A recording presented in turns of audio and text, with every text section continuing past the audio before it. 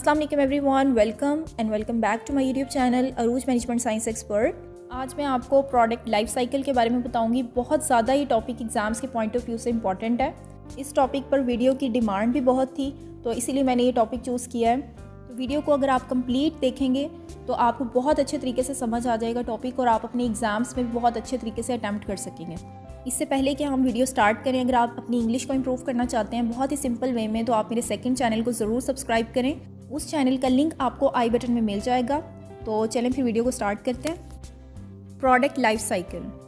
Product life cycle का मतलब होता है कि एक प्रोडक्ट की मार्केट में सेल्स कितनी है, यानी कि जब प्रोडक्ट लॉन्च होती है तो उस टाइम से लेकर उसका जो डिक्लाइनिंग टाइम है उस टाइम तक उसकी सेल्स हिस्ट्री क्या है, उसको प्रोडक्ट लाइफ साइकिल कहते हैं। यानी जब भी कोई प्रोडक्ट मार्केट में आती है तो वो ट्रेंड पर होने की वजह से उसकी डिमांड भी ज़्यादा होती है, और डिमांड ज़्यादा होती है इसलिए उसकी मार्केट में सेल्स रेशो भी बढ़ती है। लेकिन फिर भी कोई भी प्रोडक्ट ऐसी नहीं होती कि वो लॉन्ग लास्टिंग तक ग्रोथ लेवल पर हो या फिर पीक लेवल पर रहे। हर प्रोडक्ट की वैल्यू ग्रेजुअली डिक्रीज़ करती है अकॉर्डिंग टू द ट्रेंड, क्योंकि जैसे जैसे ट्रेंड आपका ख़त्म हो रहा है तो आपकी प्रोडक्ट सेल नहीं होगी, और एक वक्त उसका ऐसा आता है कि उसकी वैल्यू डिक्लाइन कर जाती है।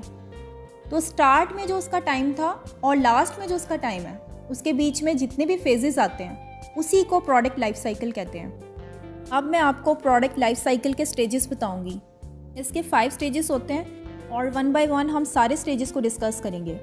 सबसे फर्स्ट स्टेज इसका होता है डेवलपमेंट, सेकंड इसका स्टेज होता है introduction, third is growth, fourth is maturity and 5 and last is declining. सबसे फर्स्ट स्टेज होता है इसका डेवलपमेंट। डेवलपमेंट प्रोडक्ट का सबसे इनिशियल फेज़ होता है। इस स्टेज में प्रोडक्ट का कॉन्सेप्ट डेवलप होता है, उसके बाद उसका डिज़ाइन डेवलप्ड होता है, नेक्स्ट पर उसकी टेस्टिंग होती है। यानी कि आपने जो भी प्रोडक्ट लॉन्च करनी है सबसे पहले उसका आइडिया जनरेट होता है कि किस तरह की वो प्रोडक्ट होनी चाहिए। देन आपने उसकी फिजिबिलिटी भी देखनी है, फिजिबिलिटी एनालिसिस होता है कि क्या ये फिजिबल है कि मार्केट में हम इसको लेकर आएँ और ऐसा ना हो कि ये चीज़ सेल ही ना हो। फिर उसका कॉस्ट एनालिसिस होता है कि इसकी कॉस्ट और रेवेन्यू कितनी है, वो एस्टिमेशन होती है। और अगर ये सब कुछ फिजिबल है तो फिर उसको प्रोडक्ट को डिज़ाइन किया जाता है। डिज़ाइन होता है, मॉडिफिकेशन की जाती हैं, फिर उसकी टेस्टिंग होती है, कस्टमर्स को टेस्ट करवाया जाता है ताकि कस्टमर से फीडबैक लिए जाएं। अगर तो पॉजिटिव फीडबैक्स आते हैं तो फिर उस प्रोडक्ट की प्रोडक्शन स्टार्ट हो जाती है। नेक्स्ट स्टेज स्टार्ट होता है इंट्रोडक्शन। इस स्टेज में प्रोडक्ट मार्केट में इंट्रोड्यूस होती है, और क्योंकि ये इनिशियल स्टेप होता है तो सेल्स भी बहुत स्लो हो सकती हैं, क्योंकि अवेयरनेस और एक्सेप्टेंस बिल्ड करने में थोड़ा टाइम लग सकता है।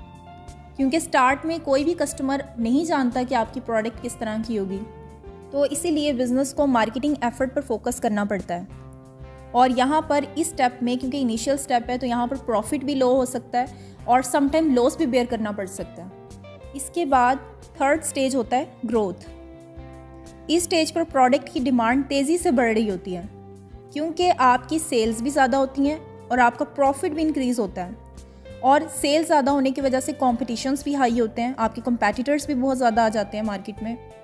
और क्योंकि ग्रोथ लेवल पर होता है बिज़नेस, तो ये स्टेज जो है प्रोडक्ट लाइफ साइकिल का बहुत ज़्यादा क्रूशियल एंड एक्साइटिंग फेज़ होता है, जहाँ पर बिज़नेस अपनी प्रोडक्ट को स्ट्रॉन्ग मार्केट पोजीशन पर लेकर जा सकते हैं और ज़्यादा से ज़्यादा प्रॉफिट भी अर्न कर सकते हैं। इसके बाद फोर्थ स्टेज आ जाता है मैच्योरिटी का। इस स्टेज पर सेल्स अपने पीक लेवल पर होती है, क्योंकि लास्ट फेज जो होता है उसमें ग्रोथ चल रही होती है, और मैच्योरिटी लेवल का मतलब होता है कि पीक लेवल पर आपकी सेल हो रही है, हर तरफ आपकी जो प्रोडक्ट है वो ट्रेंड पर होती है, और यहाँ पर कॉम्पिटिशन्स भी इंटेंस लेवल का होता है। जब भी मैच्योरिटी लेवल आ जाता है किसी भी प्रोडक्ट का, तो वहाँ पर मार्केट सेचुरेट हो जाती है। अब यहाँ पर मार्केट सेचुरेशन का एक कॉन्सेप्ट आ गया है, मैं वो भी आपको बता देती हूँ। मार्केट सेचुरेशन एक ऐसा स्टेज होता है जहाँ पर किसी भी पर्टिकुलर प्रोडक्ट या सर्विसेज की जो डिमांड है वो मार्केट में अवेलेबल कस्टमर्स के हिसाब से पूरी हो जाती है। इस स्टेज पर जो नए कस्टमर्स हैं वो बहुत कम हो जाते हैं, और जो एग्जिस्टिंग कस्टमर्स होते हैं उनकी डिमांड पूरी हो चुकी होती है, जिसकी वजह से सेल्स ग्रोथ कम हो जाती है या फिर स्लो होना शुरू हो जाती है। इन शॉर्ट, मार्केट सेचुरेशन का मतलब होता है कि पोटेंशियल कस्टमर्स की डिमांड पूरी हो जाना। इसके बाद फिफ्थ एंड लास्ट जो स्टेज होता है वो होता है डिक्लाइनिंग। इसके नाम से पता चल रहा है कि प्रोडक्ट की वैल्यू डिक्लाइन कर जाना, ग्रेजुअली वैल्यू डिक्रीज़ कर जाना। इस स्टेप पर क्योंकि मार्केट ऑलरेडी सैचुरेट होती है, इसीलिए उसकी प्रोडक्ट की वैल्यू भी डिक्लाइन करना शुरू करती है, क्योंकि एग्जिस्टिंग जो कस्टमर्स हैं उनका इंटरेस्ट प्रोडक्ट को लेकर ग्रेजुअली डिक्रीज़ करता है, तो इसीलिए उसकी डिमांड कम हो जाती है और वो मैच्योरिटी लेवल पर ही मार्केट सैचुरेट कर जाती है। इसीलिए जो पोटेंशियल कस्टमर्स होते हैं उनके पास ऑलरेडी प्रोडक्ट होती हैं और वो न्यू किसी टेक्नोलॉजी को अडॉप्ट करना चाहते हैं। इसीलिए इस स्टेज पर जो प्रोडक्ट है वो इवेंचुअली ऑब्सलीट हो सकता है और यहाँ पर बिज़नेस को कॉस्ट प्रेशर होता है।